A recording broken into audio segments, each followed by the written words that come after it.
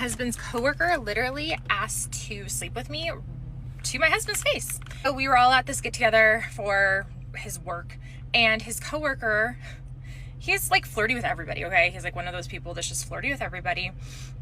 And my husband just knows him as like, he kind of just a jokester. So they're all joking around. And we had, we were making burgers and having chips and all that jazz. And it was outside. The weather is so pretty here right now. How the topic for them, my husband and his coworker and a couple of the other guys, got to, key parties and swinging and upside down pineapples and all that kind of stuff. And so they start talking about all of that.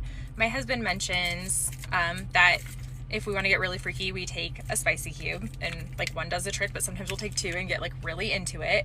And so they're talking about those, and then they're talking about a few other things that they'd like to do, which I can't say on here.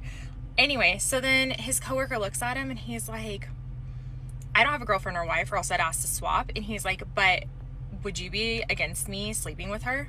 Like, about me? Okay, first you didn't even ask me, but you're like asking my husband. And my husband's like, what the hell?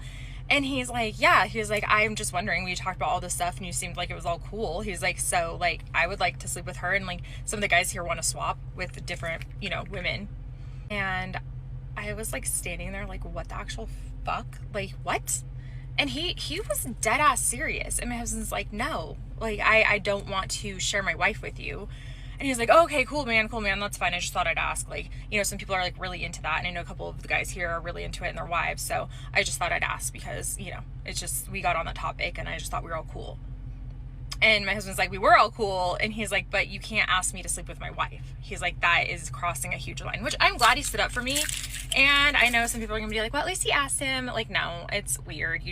There was no, him talking about something, but never saying like we actually did that or we're not into that. That's different. And like, that's weird.